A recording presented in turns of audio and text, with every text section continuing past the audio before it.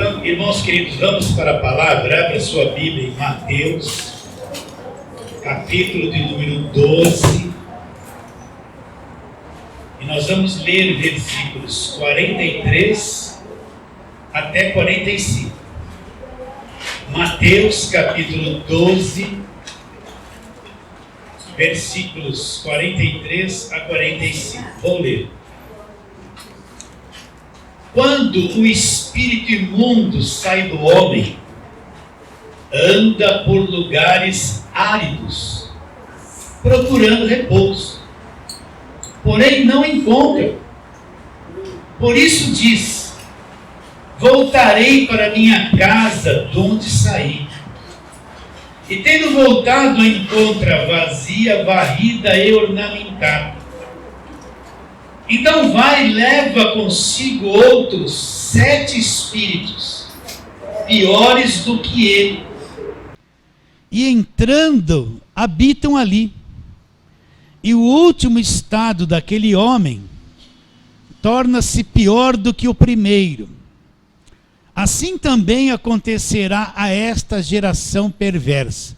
Vamos orar. Deus maravilhoso, que já nos libertou, nós queremos te adorar, Senhor, e pedir que o Senhor venha abrir o nosso entendimento, que estes simples textos lidos, e aquilo que vamos falar seja vida para esses corações, para aqueles também que nos assistirão pela internet. Abra o nosso entendimento, Senhor. Assim oramos crendo pela fé em nome de Jesus. Fala assim, amém. Vamos para outro texto, Romanos capítulo 1. E vamos ler ali versículos 16 e 17 para fazermos um paralelo com isto que foi lido. Romanos 1, 16 e 17. Olha o que Paulo fala. Pois não me envergonho do evangelho. Por que Paulo não se envergonha do evangelho? Olha o que ele diz que é o evangelho. Porque é o poder de Deus para a salvação de todo aquele que crê. Primeiro do judeu e também do grego. Visto que a justiça de Deus se revela onde? No evangelho. De fé em fé, como está escrito: o justo viverá pela fé. O que Paulo tem em mente? Paulo está dizendo: eu não me envergonho do evangelho. O que Paulo tem em mente a respeito do evangelho? O que é evangelho? Eu vou falar sempre isso para você. Eu posso ir lá no Velho Testamento e contar a história de José. É uma história bonita, faz parte da formação do povo de Israel. Está na Bíblia, está no Velho Testamento. Mas a história de José é evangelho? Não é. Não é evangelho. É uma história bonita. Eu posso contar para vocês. Quando Moisés levantou o cajado, abriu o mar vermelho, eles passaram. É uma história, tem filmes que passam a respeito disso. É uma história bonita, linda. Eles passaram pelo meio do mar com os pés secos. Ficou qual o muro dos dois lados, a água do mar. É linda essa história. Geralmente quando chega época de sexta-feira santa, essas coisas todas, passa lá na televisão os 10 mandamentos, quando Moisés abriu. Deve ter até novela, né, agora, que fala sobre isso. Mas eu te pergunto, é evangelho? Não, não é evangelho. É a história do povo judeu, é o judaísmo, mas não tem nada a ver com o evangelho. Então, eu tenho que saber discernir o que é evangelho e o que não é evangelho. Está tudo na Bíblia? Está na Bíblia. Mas uma coisa é evangelho e outra coisa não é o evangelho, é a história do povo judeu. Todo o Velho Testamento é a história do povo judeu, a formação do povo de Israel, da nação de Israel, os patriarcas, as tribos, toda aquela coisa é muito lindo. Mas aquilo não é o evangelho começa com Jesus Cristo. Quando ele diz, está consumado, e o véu do templo se rasga de alto a baixo, e o sangue dele é derramado, ali começa o evangelho. E naquele sangue derramado, ele estabelece a nova aliança no sangue dele. Então eu preciso discernir o que é evangelho. O que Paulo tem em mente quando ele fala, eu não me envergonho do evangelho? Ele não tem nada em mente daquelas histórias bonitas do Velho Testamento. Ele tem em mente aquilo que Cristo fez na cruz por nós, já fez. Ele tem em mente aquele sangue que foi derramado. Ele tem em mente aquela palavra que Jesus Cristo disse, está consumado. Ele tem em mente que Jesus ressuscitou no terceiro dia, venceu, quebrou o poder da morte. Ele tem em mente essas coisas quando ele fala, não me envergonho do evangelho. Agora, o que é o evangelho que Paulo diz? É o poder de Deus. Então, o que é o evangelho? Poder de Deus. Poder de Deus, geralmente a pessoa pensa que é ver uma coisa brilhante, é gritar, estrebuchar, tremer, né? Falar em línguas. Acho que isso é poder de Deus, mas a Bíblia não diz que isso é poder de Deus, o homem diz. Agora, a Bíblia diz que o evangelho é o poder. Então, quando eu tenho informações do evangelho, esse poder se manifesta na minha vida. Quando eu aprendo o evangelho, eu creio no evangelho, então eu tenho o poder de Deus na minha vida. Poder de Deus para quê? Para salvação. O que é salvação? Libertação total, vida eterna, perdão dos pecados, libertação da condenação eterna, libertação do poder do diabo, de todo o mal. Isso é salvação. Então o evangelho é o poder de Deus para a salvação daquele que acredita em quê? Em Jesus Cristo e no evangelho. Então, se eu aprendo o evangelho, eu começo a viver pela fé no evangelho, então eu começo a entrar em contato com o poder de Deus. Porque tem gente que está fissurada na velha aliança. Ele vive no Velho Testamento. Ele vive nas guerras da velha aliança, nos votos da velha aliança, nas batalhas, né? Ele está lá na velha aliança, ele não conhece o evangelho que é o poder de Deus. Ele não veio ainda para a nova aliança. Então Paulo fala que o evangelho é o quê? O poder de Deus. Mas pastor, por que o senhor leu um texto lá do espírito imundo e veio para isso aqui? Eu já preguei isso algumas vezes e vou pregar de novo. Porque esse texto aterroriza muito crente. Esse texto aqui põe medo em muita gente. Esse texto aqui faz com que uma vez por semana o crente vai para a igreja e ele tem que fazer assim, sai algum mal da vida dele. Esse texto aqui escraviza a mente de um monte de pessoas, causa temor, causa conflito, causa insegurança. Então eu quero falar sobre isso, que o evangelho é o poder de Deus. Então o que esse texto diz? Que um espírito imundo, ele sai do homem. Ele anda por lugares áridos procurando repouso. Aí ele não encontra. Aí ele lembra, olha, eu saí daquela pessoa, a casa de onde ele saiu é a pessoa.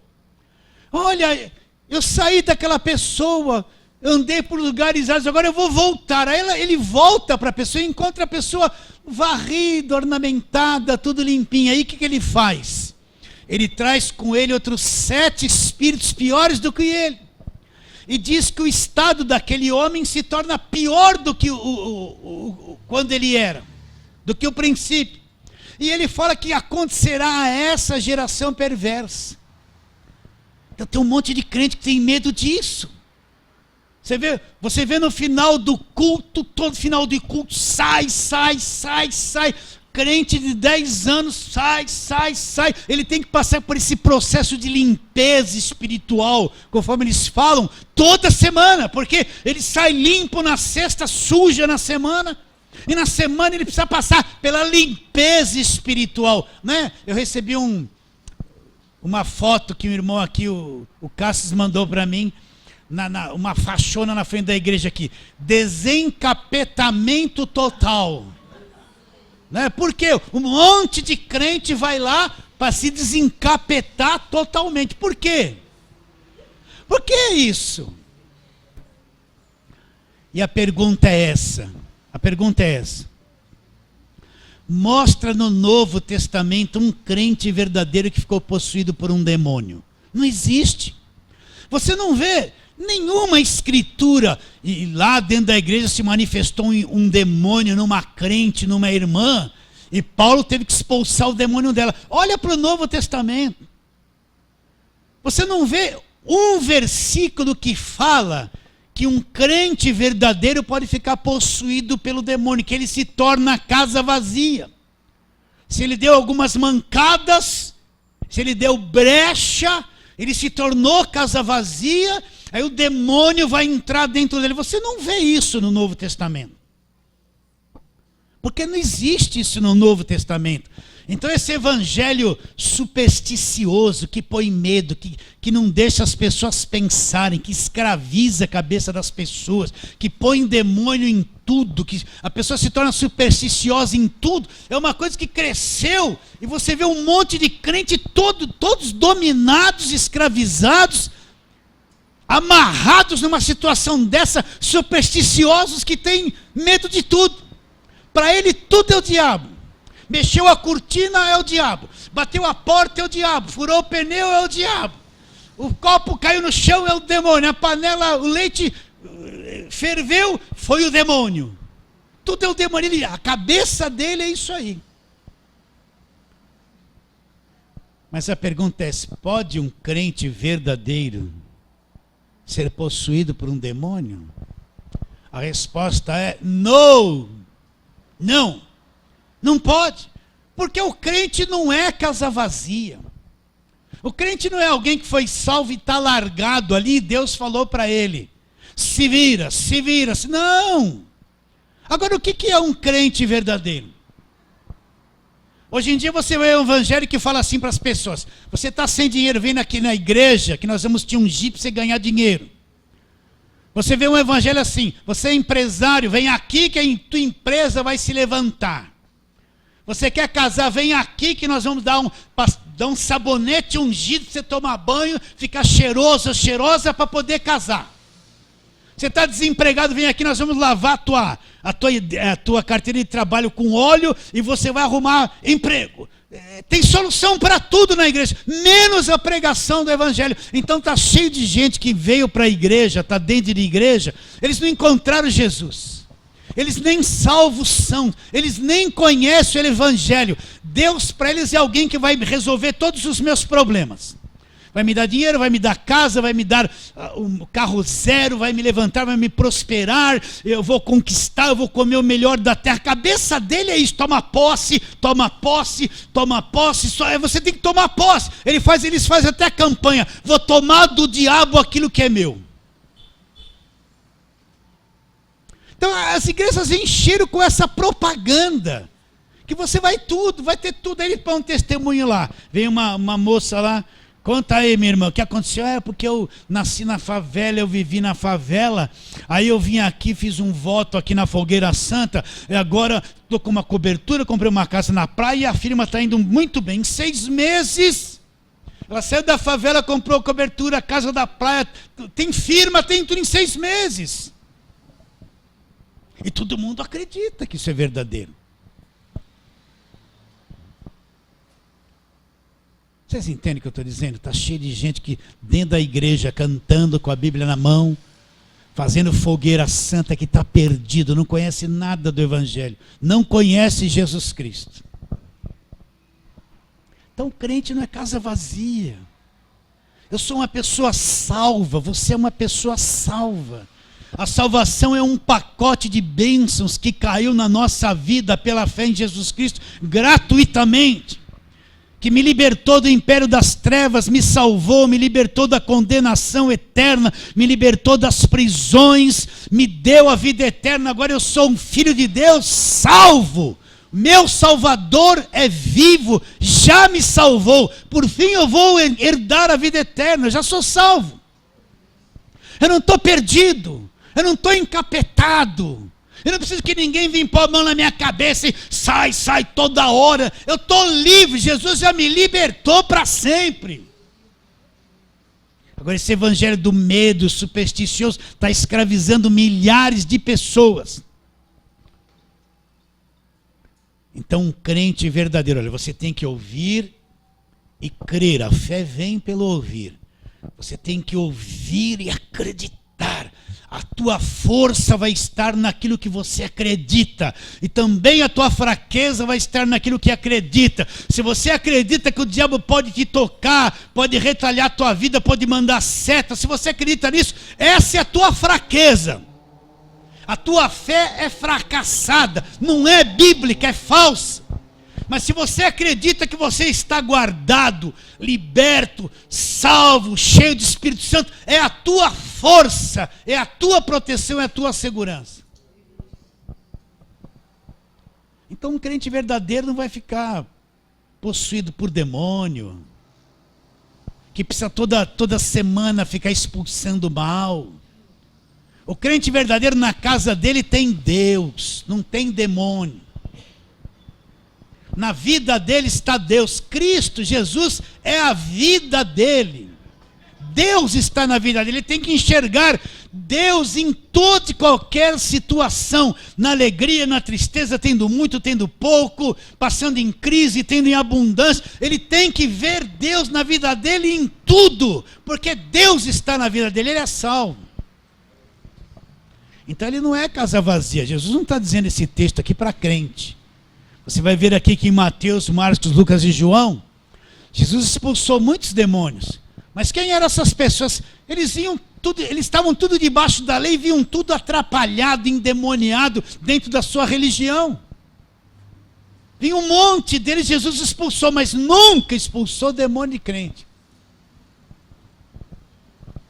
Está bem claro isso? O crente não é casa vazia, o crente é casa cheia. Casa cheia de quem? Cheia do Espírito Santo. Você acredita nisso que eu estou te dizendo? Eu já falei isso 1000 vezes aqui. O crente é casa cheia do Espírito Santo. Quem é o crente? É aquele que um dia creu em Jesus Cristo de todo o coração. Ele não creu numa igreja. Ele não creu num apóstolo, num pastor. Ele creu em Jesus Cristo. Recebeu como único e suficiente Salvador. Nasceu do Espírito, nasceu de novo, se tornou pelo poder de Deus um filho de Deus, crê em Jesus Cristo, crê no Evangelho, segue Jesus Cristo até o fim da vida. Esse é verdadeiro. Nasceu de novo. Por isso que Jesus disse para Nicodemos, se não nascer de novo, não vê o reino de Deus. Se não nasceu da água de Espírito, não entra no reino de Deus. O que é nascido da carne é carne. Quem nasceu do Espírito Santo é Espírito. O crente verdadeiro nasceu do alto, nasceu por dentro, nasceu de novo. É aquilo que está em 2 Coríntios 5,17. Aquele que está em Cristo é uma nova criação. Uma nova criatura, nasceu de novo. As coisas velhas se passaram, tudo se fez novo na vida dele. Esse é o verdadeiro. E esse não vai ficar possuído por demônio. Por isso não tenha medo de nada. Eu quero que você cresça nesse entendimento. Não seja supersticioso, não tenha medo de nada. De nada. Não tenha medo de nada. Maior é aquele que está em nós do que aquele que está no mundo. Não tenha medo de nada. Não aceite esse evangelho mentiroso que escraviza as pessoas, torna as pessoas supersticiosas em tudo. Rejeite esse falso evangelho que domina e escraviza as pessoas. Então vamos a alguns textos na palavra de Deus. Efésios capítulo 1, vamos lá. Você nasceu de novo, é verdadeiro, é salvo, encontrou Jesus para valer. Então olha aqui o que aconteceu com você. Eu já li muito isso, você sabe de cor. Mas vamos lá. O evangelho, a pregação do evangelho é uma repetição constante. Vai e volta. Efésios 1, 13 e 14. Em quem também vós, depois que ouvistes a palavra da verdade. O que é a palavra da verdade? A lei ou o evangelho? Olha lá. Em quem também vós, depois que ouvistes a palavra da verdade, o evangelho da vossa salvação, tendo nele também crido, fostes selados com o Espírito Santo da promessa, o qual é o penhor da nossa herança até o resgate da sua propriedade, em louvor da sua glória. O que Paulo está dizendo quando eu ouvi? Eu gosto disso. A palavra da verdade. Paulo disse, eu não me envergonho do Evangelho porque é o poder de Deus. Quando eu ouvi a palavra da verdade, o que é a palavra da verdade? Paulo diz, o Evangelho da vossa salvação. Então a palavra da verdade é o Evangelho da nossa salvação. Quando eu acreditei no Evangelho, tendo como centro Jesus Cristo, o que aconteceu comigo? Fui selado, o Espírito Santo veio para dentro de mim e me selou, me marcou por dentro. Fui selado com o Espírito Santo da promessa. Cada crente verdadeiro não é casa vazia, ele é casa cheia, cheia do Espírito Santo, selado com o Espírito Santo da promessa. Acredita nisso? Antigamente, quando o rei mandava cartas para todas as províncias, ele tinha um anel de lacre, né? Ele mandava aquelas correspondências, aquelas ordens, pegava um anel de lacre e lacrava aquilo ali. Tinha aquela marca, aquilo era um lacre querendo dizer o quê? De fato isso veio do rei. Essa mensagem é verdadeira, essa ordem é verdadeira. Isso é o anel do rei. Então o Espírito Santo é como um lacre na nossa vida. Fomos lacrados, selados, marcados por Deus. O crente é marcado por Deus, selado com o Espírito Santo. É de Deus, propriedade de Deus. Quando eu ouvi a palavra da verdade, o Evangelho da salvação, quando eu acreditei, fui selado. O Espírito Santo veio para dentro de mim e me selou. O qual é o penhor da nossa herança? O que é o penhor? É a garantia de que o Espírito Santo é a garantia de que tudo que Deus prometeu e diz que fez através de Cristo para mim foi feito, é verdadeiro. Se Ele diz que Ele me libertou, foi feito, é verdadeiro. Se Ele diz que eu fui comprado, foi feito, é verdadeiro. Se Ele diz que eu sou propriedade exclusiva dEle, é verdadeiro, é verdadeiro. É verdadeiro, é o penhor, é a garantia, tudo isso é verdade na minha vida. Então você não é aquela pessoa fraquinha, supersticiosa, medrosa, né? Que está com medo do diabo para todo lado. O diabo tem que ter medo de você, que você conhece a verdade. Você que põe ele para correr. O crente é alguém que quando conhece o Evangelho da salvação, crê no Evangelho, encontrou o poder de Deus para a salvação. Esse, nenhum demônio está lacrado. Você entende ou não, meu irmão? Está lacrado. Outra coisa, vamos lá, Gálatas, volta um pouquinho. Outra coisa verdadeira, poderosa. Preste atenção nesse texto que nós vamos ler aqui. Ó. Aqui fala de uma fé que estava para vir. Gálatas capítulo 3, a partir do versículo 12. Mas antes que viesse a fé, olha, leia e entenda isso, que isso aqui tem grande revelação. Mas antes que viesse a fé, estávamos todos sob a tutela da lei e nela encerrados para essa fé que de futuro havia de vir, de revelar-se. Ué, o que Paulo está dizendo? Ele está dizendo quando antes que viesse a fé, nós estávamos debaixo da lei e nelas encerrados, para essa fé que de futuro havia de se manifestar. Que fé do futuro é essa? Abraão não creu, Davi não creu, Josué não creu, todos eles acreditaram, mas que fé é essa? Que estava para se manifestar, todos estavam debaixo da tutela da lei, inclusive Davi que teve fé. Mas que fé é essa que estava para se manifestar? Uma fé futura que estava para manifestar. Fé em quê? Você tem que entender que muitas coisas da nova aliança, do Novo Testamento, eles não entenderam, eles não conheceram no Velho Testamento. Davi falou muitas coisas bonitas, profetizou sobre o Messias, mas muitas coisas que Paulo escreveu foram revelações futuras que eles não receberam no tempo deles. Que fé é essa se Abraão creu e é chamado o pai da fé? Que fé é essa? É a fé produzida pelo Evangelho, pelo conhecimento do Evangelho. Então olha o que ele diz. Mas antes que viesse a fé, estávamos sob a tutela da lei e nela encerrados, debaixo da lei. Para essa fé que de futuro havia de se revelar. Que de futuro, uma fé que viria no futuro. Entenda a velha aliança e a nova aliança. Mas tendo vindo a fé, o que aconteceu? Já não estamos subordinados ao aio, que é a lei. Quando a fé veio, pela graça sois salvos mediante a fé. Isso não vem de vós, é um dom de Deus. Saí debaixo da lei. Quando essa fé salvadora veio, eu não fiquei mais subordinado à velha aliança, debaixo da lei e do aio. Eu saí disso. Essa é a fé que de futuro havia de se manifestar. Versículo 25. Mas tendo vindo a fé, já não permanecemos subordinados ao aio. Pois, presta atenção agora, pois todos vós sois filhos de Deus. De que forma nos tornamos filhos de Deus? Mediante a fé em Jesus Cristo. Pois todos vós sois filhos de Deus mediante a fé em Jesus Cristo.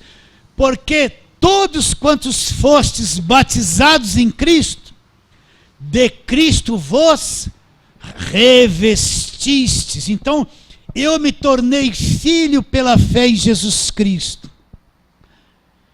E todos nós que fomos batizados em Cristo. O que é esse batismo em Cristo? Não é batismo nas águas, não tem nada a ver com o Espírito Santo. É que quando eu sou salvo, eu sou batizado, incluído na igreja, no corpo de Cristo. Isso é o batismo em Cristo. Mergulhado no corpo de Cristo. Faço parte dos filhos de Deus, estou salvo. E o que ele diz? Todos quantos fostes batizados em Cristo. O que aconteceu dentro de mim? E dentro de você? Se você crê nisso, isso é o poder de Deus. Isso é o Evangelho. Fostes revestidos de Cristo. Então todo aquele que é salvo, presta atenção, não é casa vazia.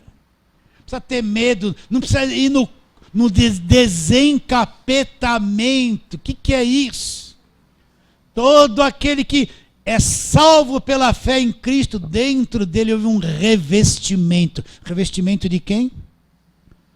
Da própria pessoa de Jesus Cristo. Então somos revestidos de Cristo.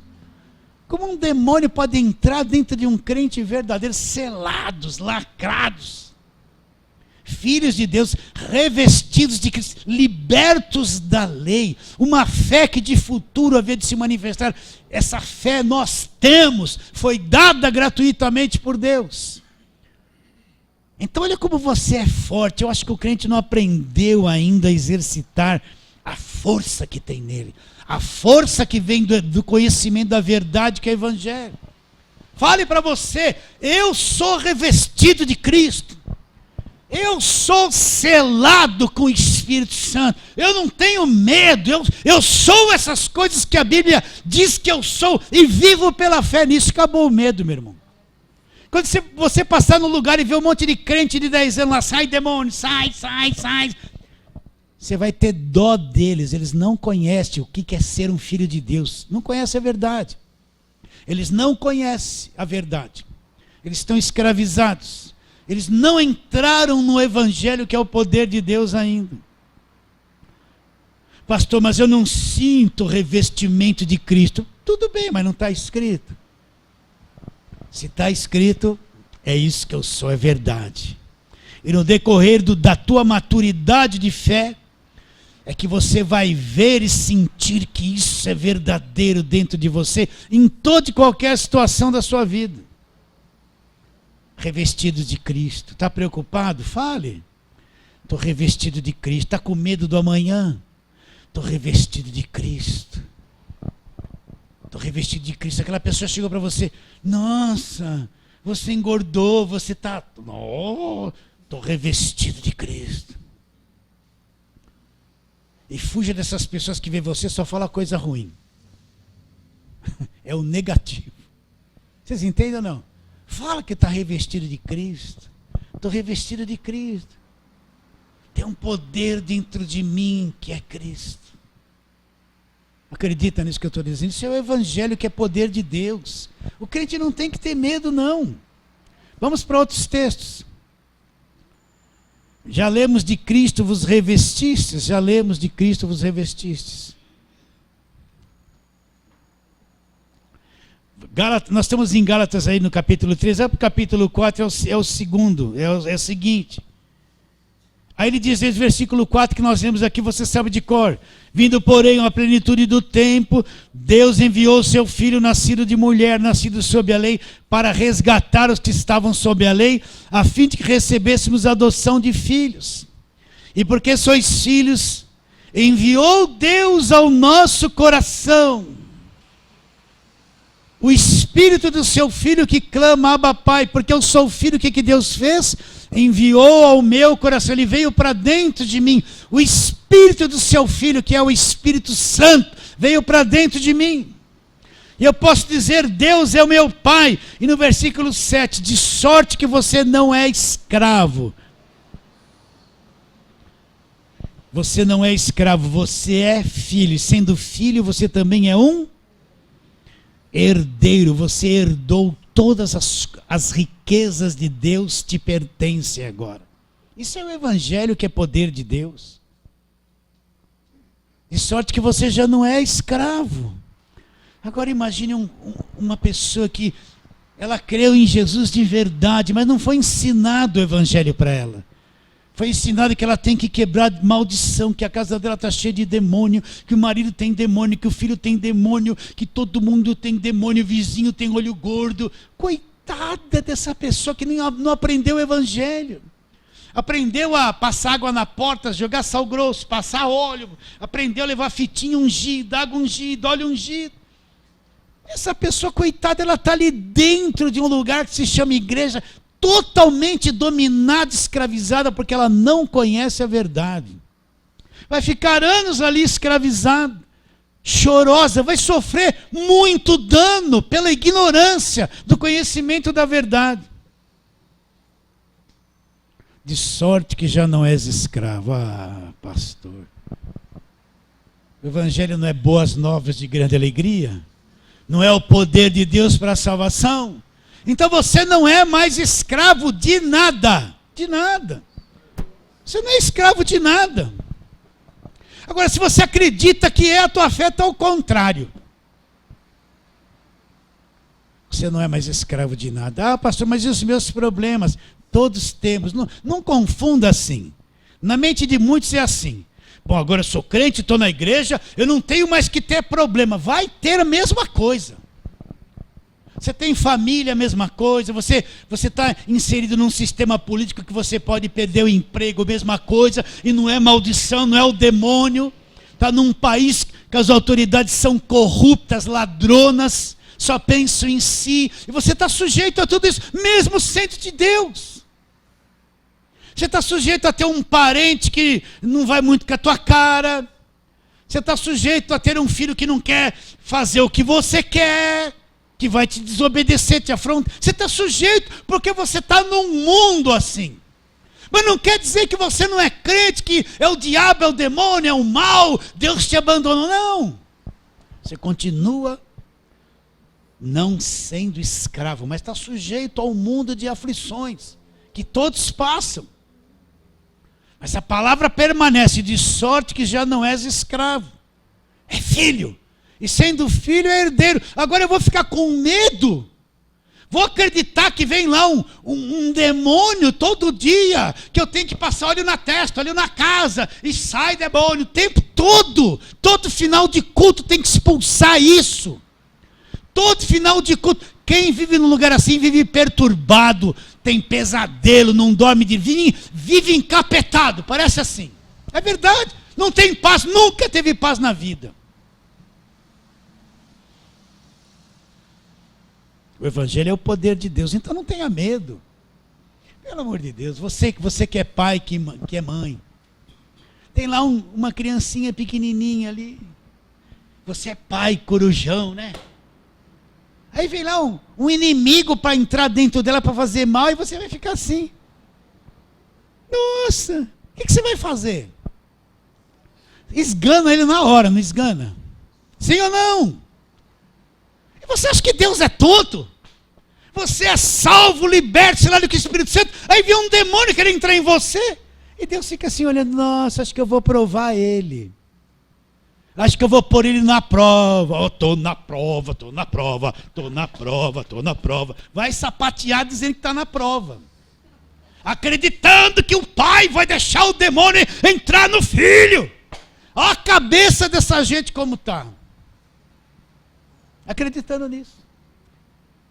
Você acha que Deus vai deixar? Se você é um homem pecador, mal, que nós que somos maus sabemos dar boas dádivas aos nossos filhos, você acha que é Deus, vai deixar? Ele mandou Jesus, fez um trabalho enorme para te salvar, para pôr o Espírito dentro de você, derramou o sangue, agora ele vai deixar, porque você deu uma mancadinha, você não foi na igreja de domingo? Ou então você não deu o dízimo, você abriu uma brecha, não é assim que eles falam? Ou então não pegou todos os envelopes da campanha. Aí, meu filho não pegou o envelope, com maldição sois amaldiçoados. É isso que eles vão. Você acha que Deus vai deixar?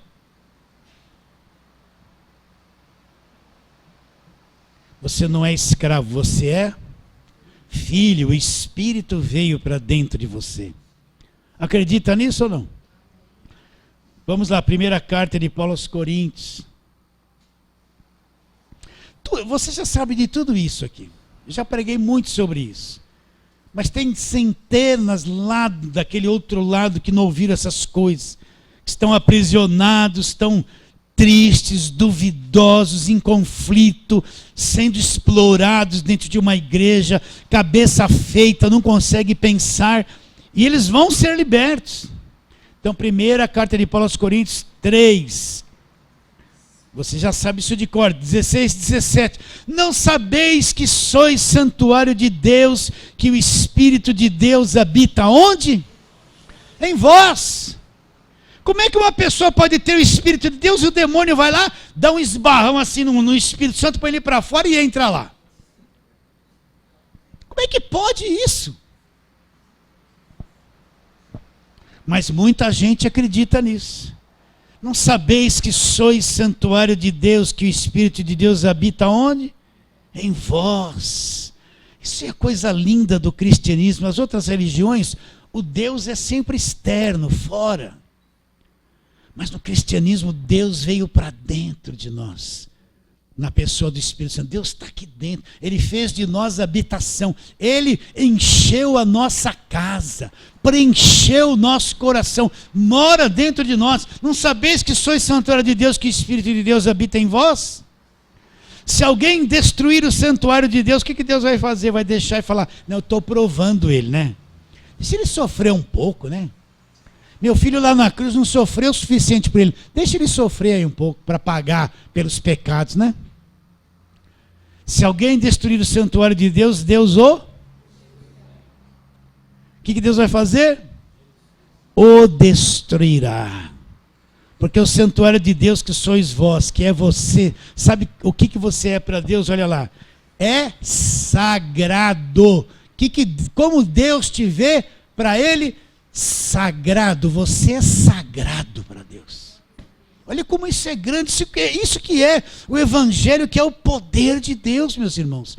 Que Paulo tem em mente, eu não me envergonho dessas coisas. Ele está falando isso no meio de um monte de gente que está debaixo de lei, que tem raiva dele, que não crê em Jesus Cristo, acha que ele é um sectário, né, que luta para tirar a vida dele. Ele está numa batalha tremenda.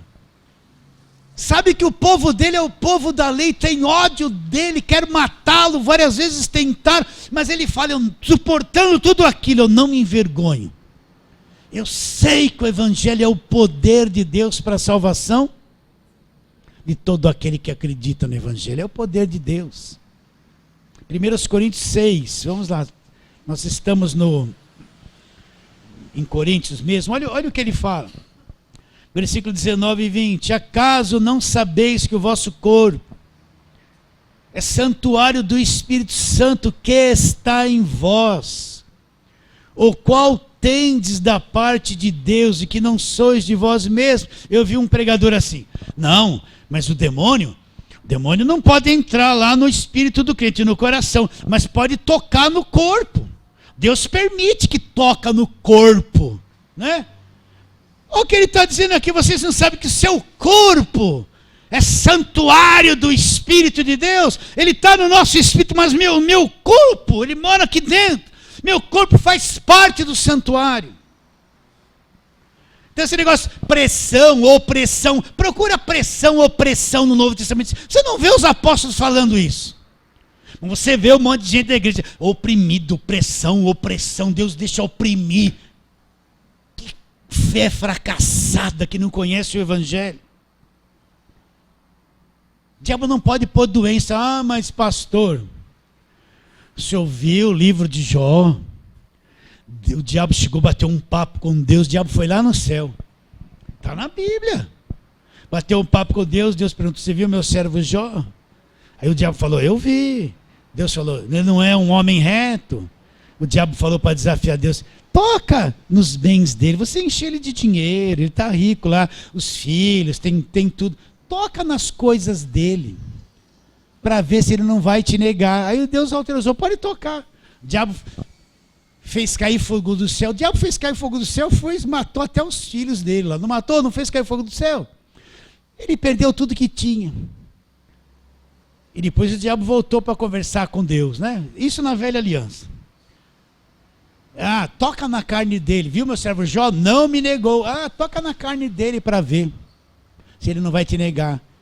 Deus falou: eu permito, mas só não tira a vida dele. Aí o diabo pôs um monte de tumor maligno nele, né? Aí todo mundo vai pegar esse texto, tá vendo? Deus deixou o diabo pôr doença, né? As pessoas acreditam muito nisso, mais do que na cruz. Mas quando aconteceu isso, Jesus já tinha vindo ao mundo? Não. Ele tinha pago o preço dos pecados na cruz? Não. Ele estava escrito: despojando os principados e potestades, publicamente os expôs ao desprezo, triunfando deles na cruz? Não. Estava escrito que o diabo foi destruído na cruz? Não. A cruz não existia nesse tempo ainda aqui na terra. Por isso que o diabo tinha acesso a essas coisas. Mas depois da cruz o diabo foi destruído, derrotado pelo Senhor Jesus Cristo. Vê se tem algum texto que ele vai conversar com Deus. Vê se tem. Vê se tem. Não tem, acabou. Tudo que aconteceu antes da cruz aconteceu debaixo da lei. Depois da cruz é o Evangelho, é graça de Deus. O diabo não pode tocar em nada. Mas pastor, eu peguei aqui um furúnculo aqui. Está sujeito. Você está com um corpo de carne, que entra um monte de sódio, de gordura, de comida industrializada. Você come, você compra lá lasanha pronta lá no Berga, depois esquenta e come aquela de 4 queijos melada assim. Está comendo um venenão. É gostoso, é? Está comprando a pizza de 10. Tem que desconfiar até 10, é de 10.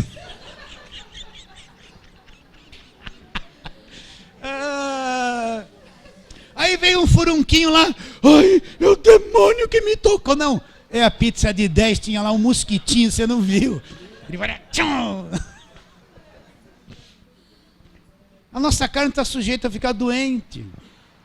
Quantos servos de Deus, quando Isaac não era de Deus, ele não ficou cego? Abraão, Isaac, isso. Isaac não era de Deus, ele não ficou cego? Jacó não foi tão esperto que pôs uma roupa de Esaú para sentir o cheiro de Esaú e não enganou Isaac cego e ele não abençoou? Ué, Isaac era de Deus, tinha que estar lá, sem óculos e tudo. Estava cego, não era de Deus? Não foi o diabo que tocou na vista dele? Não, ele estava velhinho mesmo. O corpo estava falhando. Vocês estão entendendo? Davi não precisava de um monte de mulher nova para esquentar ele, que ele estava velho, só osso batendo, morrendo de frio. Aí põe um monte de moça nova para esquentar aquele velho gelado, seco e encarnicento. Ué, Davi não derrubou o gigante, mas ficou velho e ficou doente, meu Deus. Esse corpo está sujeito à enfermidade. Você é crente? O diabo não tem poder para tocar numa unha tua. Até os fios de cabelo da tua cabeça estão contados. Isso é o evangelho que é poder de Deus. Isso é o evangelho que é poder de Deus. Isso é o poder de Deus. Acaso não sabeis que o vosso corpo é santuário do Espírito Santo, que está em vós, o qual tendes da parte de Deus, e que vocês não são de vocês mesmos. Você não é de você mesmo, você é de Deus. Porque fostes comprados por preço. Agora, pois, glorificais a Deus no vosso corpo. Glorifica a Deus no vosso corpo.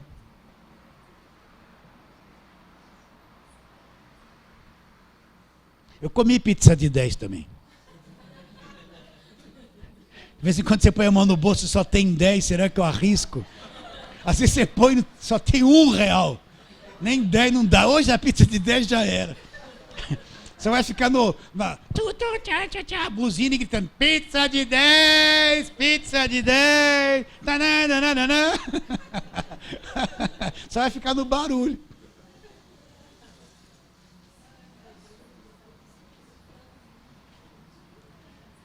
Primeira de João 4,4, vocês já cantamos isso, já falamos isso. Isso é o Novo Testamento, é o Evangelho que é poder de Deus. Você já sabe de cor isso. Ele começa dizendo, vamos ler desde o versículo 1, que é muito importante. 1 de João 4,1, mas a tônica é o versículo 4. Amados, não deis crédito a qualquer espírito, não acredite em qualquer coisa. Antes provai os espíritos se procedem de Deus. Porque muitos falsos profetas têm saído pelo mundo fora. Nisso reconheceis o Espírito de Deus. Todo espírito que confessa que Jesus veio em carne é de Deus. E todo espírito que não confessa que Jesus não procede de Deus. Pelo contrário, esse é o espírito do anticristo, a respeito do qual tendes ouvido, que vem e presentemente já está no mundo. Filhinhos, vós sois de Deus, tendes vencido os falsos profetas. Por que João fala isso? Porque maior é aquele que está onde? Em nós, do que aquele que está no mundo. Então pare e pense. Maior é aquele que está em mim, que está em você, que está em nós, do que aquele que está no mundo. Se o maior está dentro de mim, o que aquele que está no mundo tem poder de fazer comigo? Absolutamente nada. Nada. Você acredita que o maior está dentro de você ou não acredita? Então o maior é o que está em nós. Por isso que a gente vai vencer o falso profeta. Porque o maior não nos deixa no engano. Não nos deixa no engano, na mentira, na falsidade. Ele nos põe em liberdade. Maior é o que está em nós do que aquele que está no mundo. E para terminarmos, Efésios, vamos lá. Efésios capítulo 3. Versículo 14 em diante. Segunda oração de Paulo, onde Paulo diz, por esta causa, me ponho de joelho diante do Pai, de quem toma o nome toda a família, tanto no céu como sobre a terra, para que, segundo a riqueza da sua glória, vos conceda que sejais fortalecidos com poder mediante o seu Espírito. Aonde? No homem interior. Aonde é? Onde é? Seja fortalecido com poder mediante o seu Espírito no homem interior. E assim habite Cristo no vosso coração. Como? Pela fé. Estando vocês arraigados e alicerçados em amor. Então Cristo pela fé habita no meu coração, habita no teu coração, está dentro de nós, o poder está em nós, o maior está em nós. Nós não somos casas vazias, não temos medo de macumba, olho gordo, inveja, mal olhado, essa superstição que entrou na igreja, que é macumba, não é evangelho. Não temos medo de maldição hereditária, essa praga de maldição. Eles não creem em Gálatas 3,13 que Cristo se fez maldição no meu lugar, me arrancou das maldições. Fico ainda falando que está todo mundo debaixo de maldição. Crente salvo debaixo de maldição, que foi destruída na cruz. Então Cristo agora habita pela fé onde? Sabe o que acontece?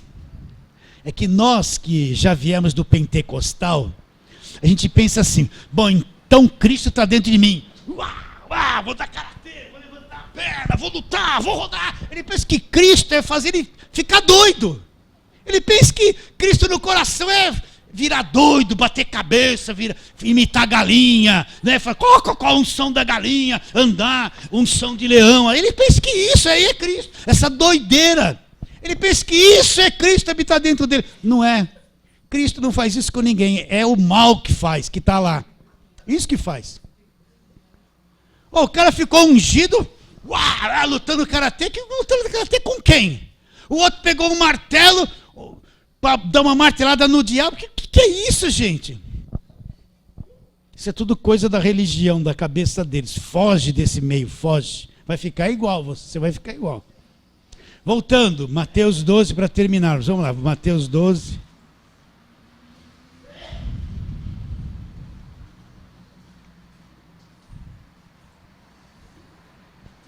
Versículo 43. Vamos terminar onde começamos. Quando o espírito imundo sai do homem, anda por lugares áridos procurando repouso, porém não encontra. Por isso diz, voltarei para minha casa de onde saí. E tendo voltado, a encontra vazia, varrida e ornamentada. Então vai e leva consigo outros 7 espíritos piores do que ele. E entrando, um habita ali, e o último estado daquele homem torna-se pior do que o primeiro. Agora olha a frase final. Assim também acontecerá para quem? Para quem? A esta geração, aquela geração que estava vivendo com Jesus, aquela geração que estava rejeitando Jesus, aquela liderança que estavam rejeitando Jesus, aquelas pessoas que eram contra Jesus, que estavam debaixo da lei, que tinham ódio de Jesus. Acontecerá a esta geração, a geração que estava vivendo lá naquele tempo. Pode acontecer agora? Pode. Mas nós não somos casas vazias, você entende isso? A tua força está no que você acredita. Se você crê nisso aqui, é liberto. Agora, se acreditar que o demônio vai te pegar, então é a tua fraqueza. Você vai viver terrivelmente como crente. Você é casa vazia ou é casa cheia? Nós somos casa cheia. Fala assim, amém.